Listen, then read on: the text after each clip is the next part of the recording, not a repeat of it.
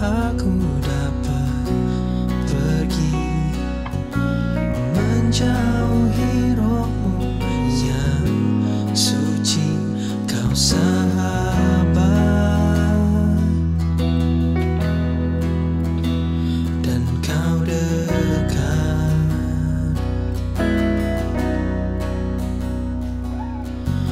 Bahkan seluruh pengabdianku tak bisa membalas kesetiaanmu, sungguh mulia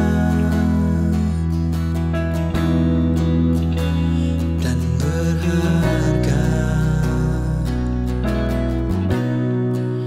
Sungguh besar pengorbananmu bagiku, terlalu dalam untuk dimengerti. Sungguh besar, sungguh indah yang kau pikirkan tentangku, tak terselami bagiku. Sungguh indah.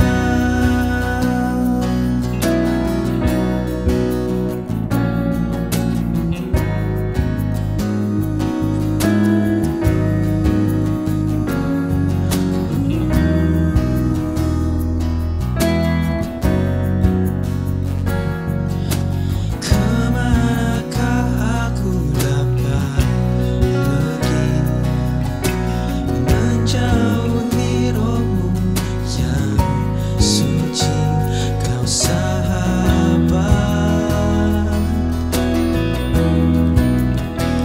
dan kau dekat.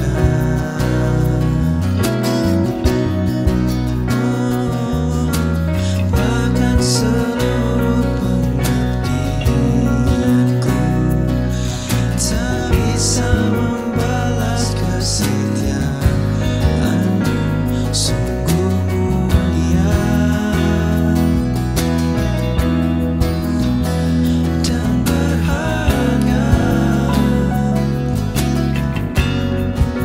Sungguh besar pengorbananmu bagiku, terlalu dalam untuk dimengerti. Sungguh besar, oh, sungguh indah yang kau pikirkan tentangku, tak terselami bagiku. Sungguh indah, sungguh besar pengorbananmu bagiku, terlalu dalam untuk dimengerti. Sungguh besar, sungguh indah yang kau pikirkan tentangku, tak terselami bagiku. Sungguh indah, sungguh indah, sungguh indah, sungguh indah, sungguh indah. Tiba saat itu kita memberi.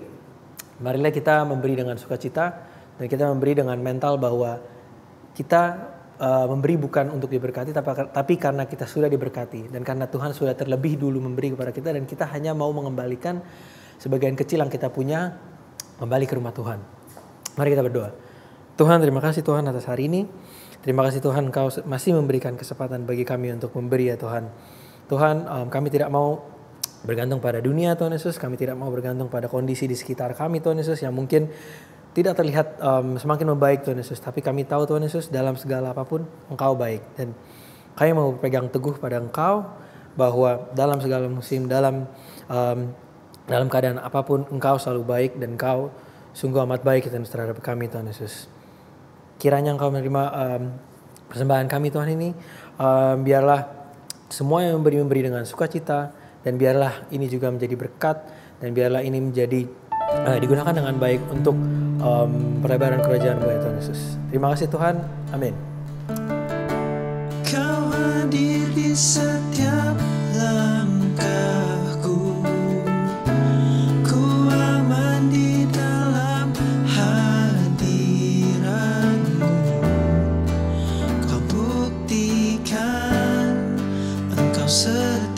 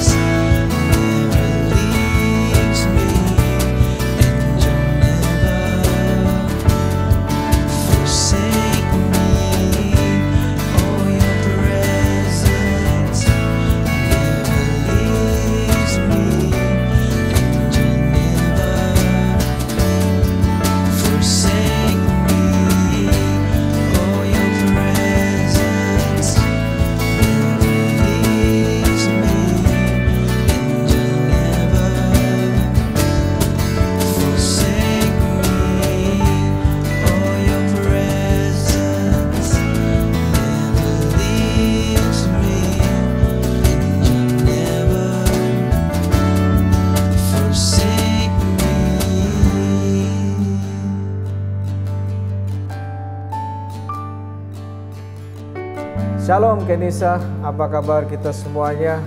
Semoga kita semua dalam keadaan baik-baik saja, sama seperti jiwa kita baik-baik saja.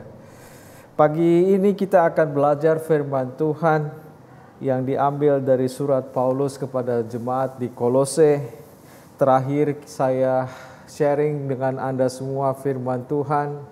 Beberapa minggu yang lalu saya ambil dari Kolose 3. Pada pagi hari ini kita mundur satu chapter, yaitu Kolose 2, untuk menyesuaikan tema baru kita pada bulan ini, yaitu berakar.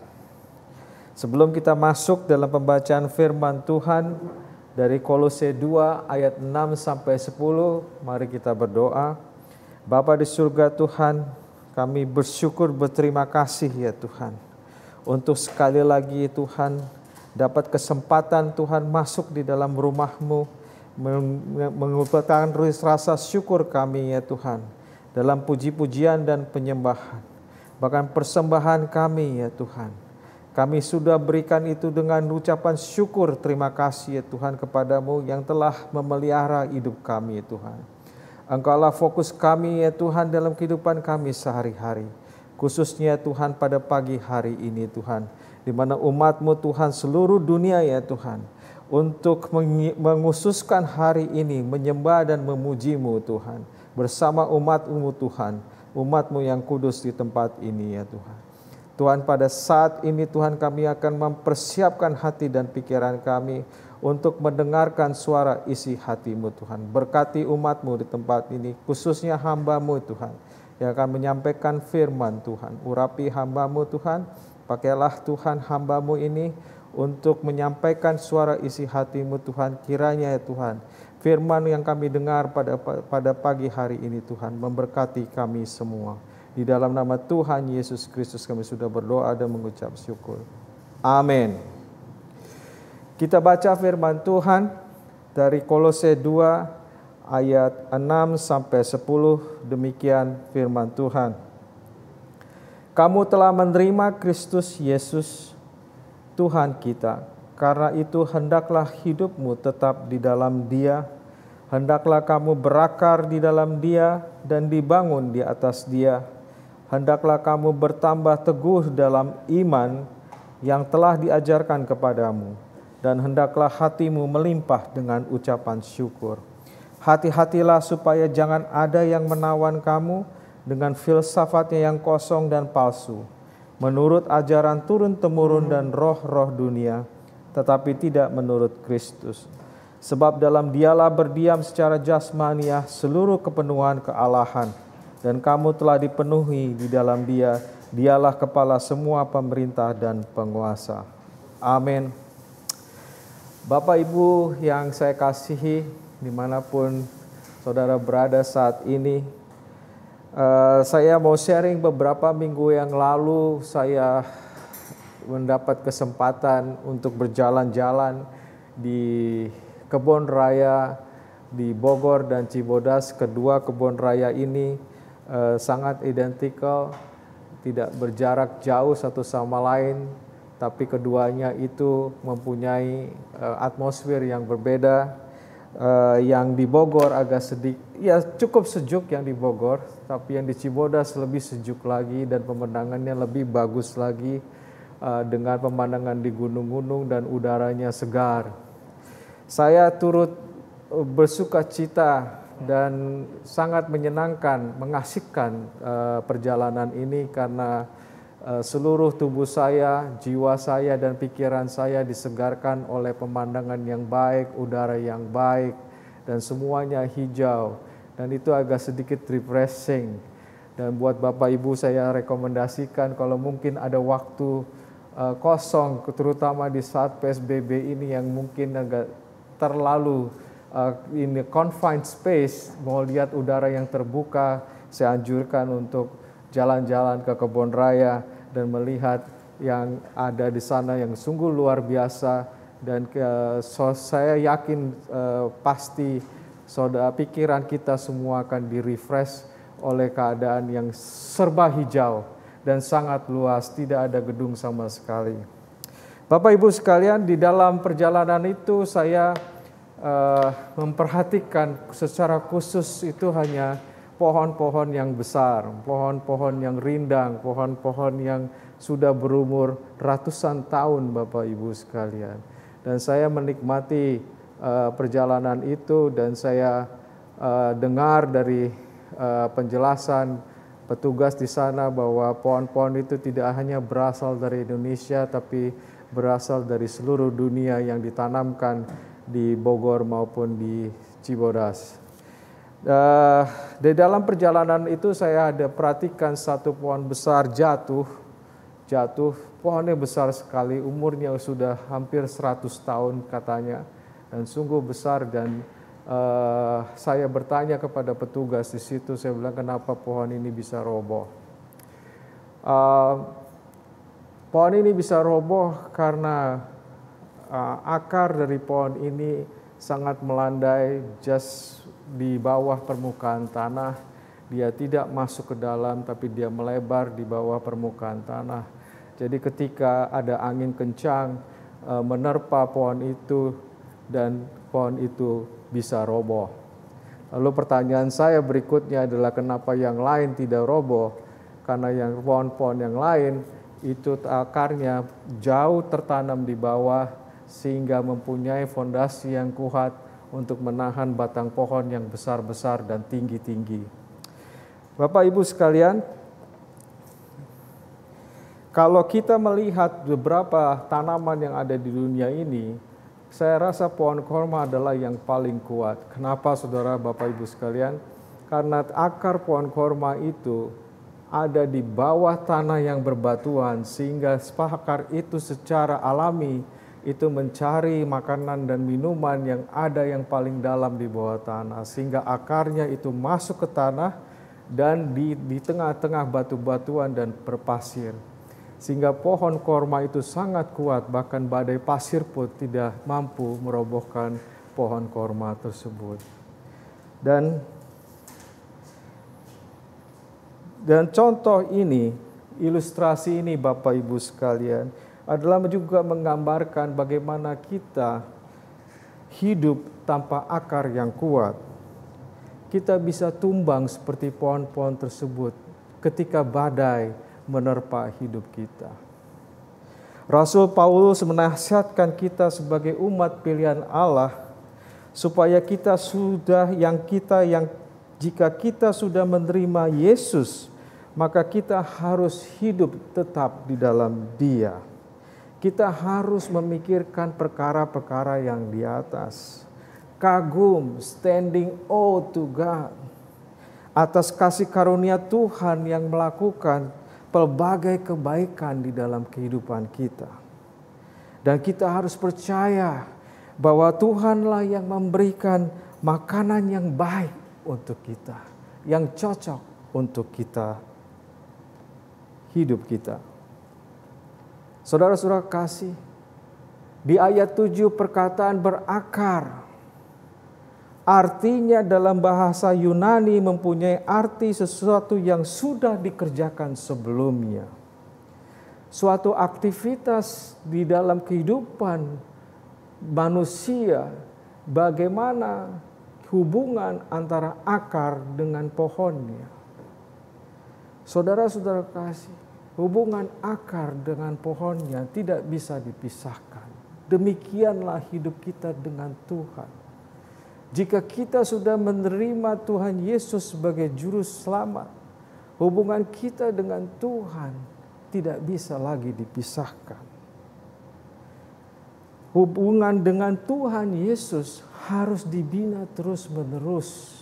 Hubungan dengan Aba Bapa harus disirami terus-menerus supaya dia bertumbuh kuat di dalam hubungan dengan akarnya.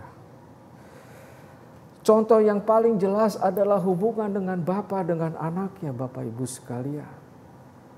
Jika Bapa adalah akar daripada hidup dan anak-anak ini, akar ini atau kita sebagai Bapa selalu mengalirkan kasih kita terus-menerus kepada anaknya. Walaupun anaknya tidak berbuat apa-apa kembali kepada bapaknya. Demikianlah Bapa kita di surga, mengalirkan kasih-Nya kepada kita semua, tanpa mengharapkan pembalasan dari kita kepadanya. Bapak Ibu sekalian, inilah dasar daripada perkataan Rasul Paulus bahwa kita harus berakar di dalam Tuhan, tetap di dalam Tuhan jika kita menerima Tuhan sebagai juru selamat kita dalam kehidupan kita sehari. Bapak Ibu sekalian, demikianlah hidup kita ini. Jadi berakar adalah sesuatu yang sudah dilakukan sebelumnya. Dan menjadi suatu hubungan yang tidak bisa diputuskan antara Bapa dengan anaknya. Bapak Ibu sekalian, kata yang kedua di dalam ayat 7 ini adalah dibangun. Dibangun adalah kata yang diartikan membangun kehidupan kita di atas dasar-dasar yang teguh, yaitu Kristus Yesus. Sebuah bangunan yang sebagaimana sebuah bangunan dibangun di atas fondasi, demikian juga kita telah dibangun oleh Kristus. Ada dua macam dasar membangun sebuah bangunan di dalam Injil Matius 7 ayat 24 sampai 27, demikian bunyinya. Setiap orang yang mendengar perkataanku ini dan melakukannya, ia sama dengan orang yang bijaksana, yang mendirikan rumahnya di atas batu. Kemudian turunlah hujan dan datanglah banjir. Lalu angin melanda rumah itu, tetapi rumah itu tidak rubuh sebab didirikan di atas batu. Tetapi setiap orang yang mendengar perkataanku ini dan tidak melakukannya, ia sama dengan orang yang bodoh yang mendirikan rumahnya di atas pasir. Kemudian turunlah hujan dan datanglah banjir, lalu angin melanda rumah itu, sehingga rubuhlah rumah itu dan hebatlah kerusakannya. Demikianlah dasar-dasar bagaimana kita membangun kehidupan kita. Kita harus membangun di atas fondasi yang kuat, di atas akar yang kuat, yaitu perkataan Kristus, firman Tuhan adalah dasar kehidupan kita yang kuat. Inilah dasar kita membangun Bapak Ibu sekalian. Jadi kita dibangun di atas fondasi yang kuat, yaitu adalah firman Tuhan. Itulah dasar daripada pembangunan kehidupan kita. Setelah kita berakar di ayat 7, masih di ayat 7, dan dibangun di dalam Kristus, kita harus diteguhkan dalam iman. Diteguhkan dalam iman, inilah arena tanggung jawab kita sebagai orang-orang percaya. Bahwa kita harus berlimpah di dalam iman. Berlimpah di dalam pengharapan. Berlimpah di dalam kepercayaan hidup kita kepada Bapa di surga. Saudara-saudara kasih, Alkitab mengajarkan bahwa tidak ada tempat buat orang-orang percaya yang berkeyakinan setengah-setengah. Gak ada itu keberjalanan di dalam half word, dalam kepercayaan kita. Bahwa kita harus percaya sesungguhnya di dalam kelimpahan iman kita kepada Yesus. Seperti Abraham beriman kepada Allah. Seperti Henokh beriman kepada Allah. Demikianlah kita harus beriman. Adalah segala sesuatu yang kita harapkan dan bukti daripada yang tidak kelihatan. Kalau kita tidak beriman, bagaimana kita menyatakan sesuatu yang tidak lihat menjadi kelihatan? Kalau kita tidak beriman, bagaimana kita bisa mencapai sesuatu yang kita tidak pernah pikirkan? Kita harus beriman, kita harus nyatakan iman kita di dalam kelimpahan Bapak Ibu sekalian. Inilah arena tanggung jawab kita sebagai orang percaya. The rest Tuhan kasih, karena dikatakan oleh akar yang akan mengalirkan seluruh makanan itu kepada pohonnya. Tanpa pohon itu melakukan apa-apa. Batang pohon itu dihidupi oleh akar daripada pohon itu.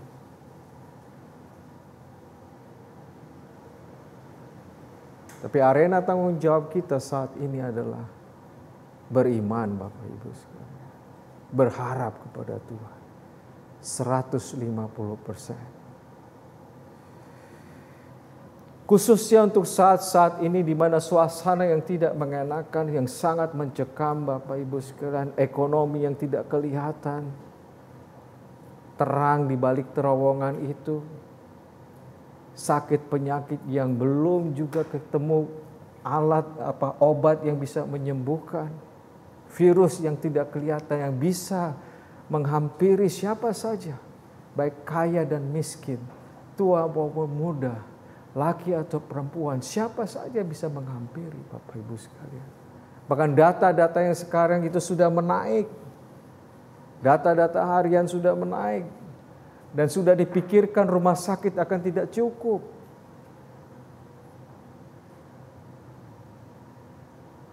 Hal-hal yang mencekam sekarang. Inilah arena daripada tanggung jawab kita sebagai orang-orang percaya. Kita harus beriman.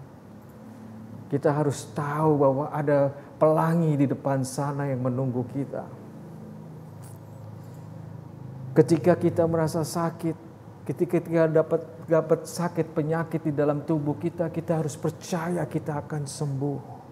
Ketika kita kehilangan pekerjaan, kita akan percaya bahwa kita akan mendapatkan kembali pekerjaan kita.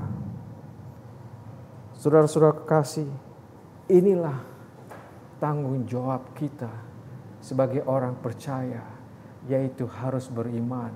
Khususnya di saat-saat ini Bapak Ibu sekalian, di saat-saat yang mencekam seperti sekarang ini, kita harus beriman. Saya juga baca satu persatu di media massa, bagaimana itu vaksin akan masuk. Secara fisik kita tidak bisa melihat. Tapi inilah jawaban kita beriman vaksin itu akan ada. COVID-19 akan berlalu. Dan kehidupan kita bisa kembali normal. Semua bisa menginginkan semua kembali. Kembali kita beribadah setiap hari Minggu bersama-sama. Kita bisa bekerja dengan nyaman. Kita bisa naik kendaraan umum dengan nyaman. Kita bisa kemanapun dengan nyaman. Kita bisa berpelukan, bersalaman dengan teman-teman kita. Bahkan ketemu orang tua aja sekarang kita harus jaga. Tapi kita ingin sekali bertemu dengan orang tua kita. Berpelukan dengan orang tua kita. Suatu masa yang kita inginkan ini, kita harus mengimani itu, kita akan kembali kepada kita. Ini adalah arena tanggung jawab kita Bapak Ibu sekalian. Di Komsel Patra hari Kamis yang lalu saya mendengar kesaksian dari Ibu Meda mengenai satu kejadian di keluarga, salah satu kena positif COVID-19, di mana ada kekhawatiran semua akan tertular karena bagaimana memisahkan. Dan semua terbenak gitu, kalau kita terekspos dengan COVID-19 berarti semua kena COVID-19. Tapi setelah hasil tes swab semuanya negatif, Tuhan baik, kita harus beriman, bersuka cita di dalam Dia. Tuhan baik. Dan kita berdoa pada saudara kita untuk supaya sembuh, negatif nanti hasil tes swabnya lagi, supaya dia bisa selesaikan segala kekhawatiran ini mengenai COVID-19. Bapak Ibu sekalian, selanjutnya kita harus kagum dalam ucapan syukur senantiasa kepada Tuhan atas segala kebaikan yang Dia berikan kepada kita. Sikap kagum ini pada Tuhan perlu kita tanamkan supaya kita tidak bermegah dengan segala kelimpahan Bapak Ibu sekalian.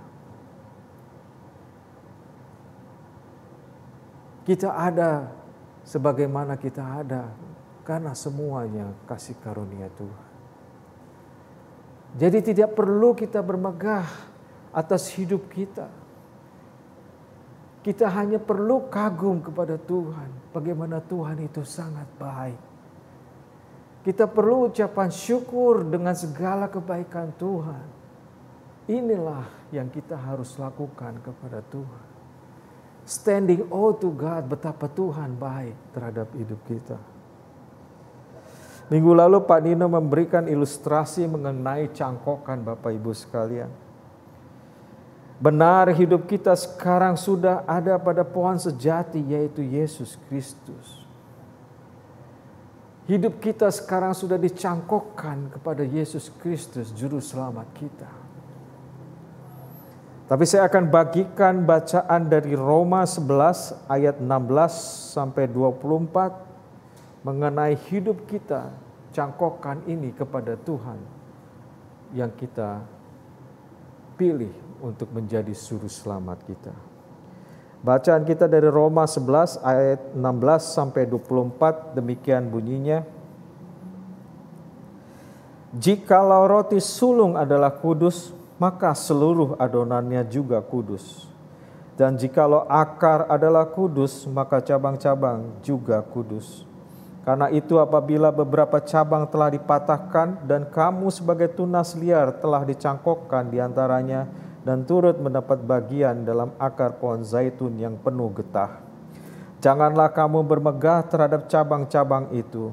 Jikalau kamu bermegah, ingatlah bahwa bukan kamu yang menopang akar itu, melainkan akar itu yang menopang kamu.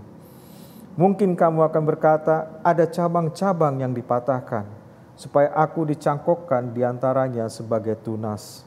Baiklah, mereka dipatahkan karena ketidakpercayaan mereka, dan kamu tegak tercacat karena iman. Janganlah kamu sombong, tetapi takutlah. Sebab kalau Allah tidak menyayangkan cabang-cabang asli, Ia juga tidak akan menyayangkan kamu. Sebab itu perhatikanlah kemurahan Allah dan juga kekerasannya, yaitu kekerasan atas orang-orang yang telah jatuh, tetapi atas kamu kemurahannya, yaitu jika kamu tetap dalam kemurahannya, jika tidak kamu pun akan dipotong juga. Tetapi mereka pun akan dicangkokkan kembali jika mereka tidak tetap dalam ketidakpercayaan mereka. Sebab Allah berkuasa untuk mencangkokkan mereka kembali. Sebab jika kamu telah dipotong sebagai cabang dari pohon zaitun liar dan bertentangan dengan keadaanmu itu, kamu telah dicangkokkan pada pohon zaitun sejati. Terlebih lagi mereka ini yang menurut asal mereka akan dicangkokkan pada pohon zaitun mereka sendiri. Saudara sekasih, firman Tuhan ini sangat jelas bahwa jika kita sudah menerima keselamatan, maka kita harus mengerjakannya dengan takut dan gentar. Kita tidak boleh complacent. Complacent itu artinya santai atau take it for granted.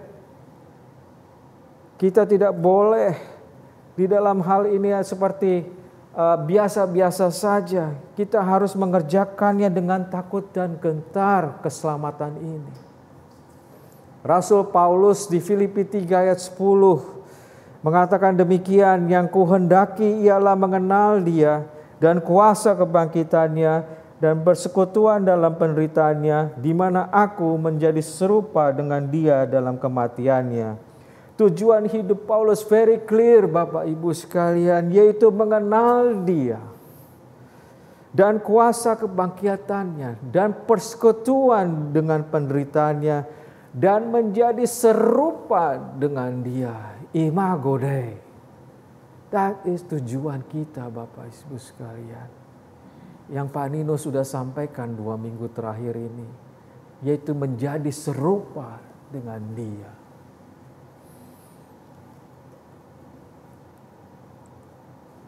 Di ayat ke-29 Roma 11 ayat 29 mengingatkan kita sekali lagi bahwa kita adalah cabang dari pohon zaitun liar. Kita bukan dari bangsa Israel. Kita bukan dari pohon zaitun yang sejati. Kita berasal dari pohon zaitun liar yang telah dicangkokkan sekarang di dalam pada pohon zaitun sejati. Kita tidak boleh lengah seperti bangsa Israel lengah dalam hubungannya dengan Tuhan. Dan juga perlu diingat bahwa Allah berkuasa mencangkokkan bangsa Israel ke pohon zaitun mereka sendiri, yaitu Allah. Bapak Ibu sekalian, ini bukan masalah cangkokannya itu Bapak Ibu sekalian. Itu masalah adalah bagaimana kita hidup di pohon zaitun sejati. Jika saudara, Bapak, Ibu sekalian dan saya berada di pohon zaitun yang sejati, kita harus mengerjakannya ini dengan takut dan gentar.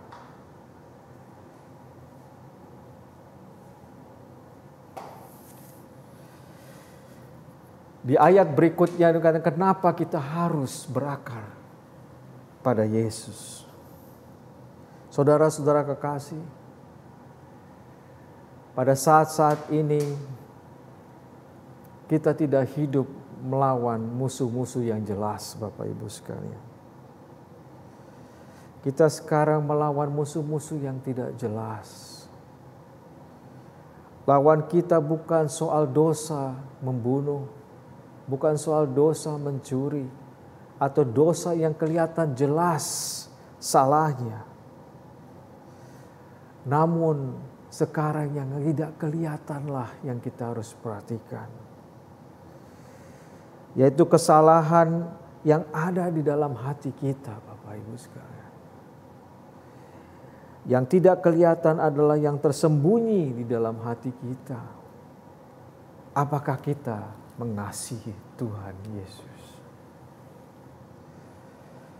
Saudara-saudara kasih, contoh mungkin di dalam komunitas kita, di dalam bergereja. Di dalam perintah Tuhan kita harus menghormati hari Sabat. Setiap hari Minggu kita ke gereja. Dan sekedar untuk comply dengan perkataan Tuhan Yesus bahwa kita harus beribadah pada hari Sabat. Pada hari Minggu kita harus ke gereja. Tapi ketika kita ke gereja, hati kita tuh melihat yang lain. Melihat jemaat yang lain, yang frustrasi dengan jemaat yang lain di dalam hubungan yang tidak baik. Atau mungkin melihat praise and worship kita yang tidak baik. Atau kita melihat hamba Tuhan yang tidak baik. Sehingga hati kita tidak fokus lagi kepada Tuhan, tapi fokus kepada yang lain. Ketika kita memberikan perpuluhan 20%, bukan 10%, 20%, bahkan seluruh orang tahu bahwa seorang ini memberikan 20%. Tapi hati kita mengatakan tidak rela karena itu mungkin bendaharanya tidak memakai uang yang tidak sesuai dengan apa keinginannya.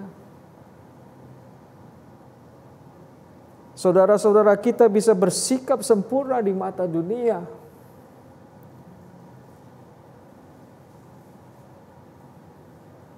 Tapi hati kita, tapi Tuhan melihat hati kita, Bapak Ibu sekalian.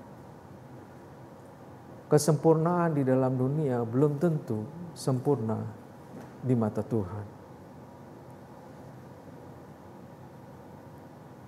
Tuhan melihat apakah kita punya hati yang kagum terhadap Dia. Apakah kita punya hati yang mengasihi Dia dengan segenap hati dan dengan segenap pikiran kita. Marta mungkin jatuh di dalam pencobaan ini, Bapak Ibu sekalian. Ketika Tuhan datang ke rumahnya, Marta sibuk melayani Tuhan dengan makanan minuman, dengan bunga-bunga, dengan hiasan-hiasan yang meriah ketika menyambut Tuhan. Sementara hatinya gundah gulana ketika melihat Maria hanya duduk di bawah kaki Tuhan mendengar perkataan Tuhan.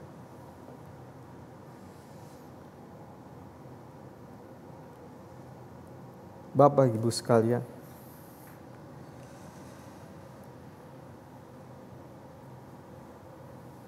Mari saya ajak pada pagi hari ini kita cek-cek sekali lagi hati kita.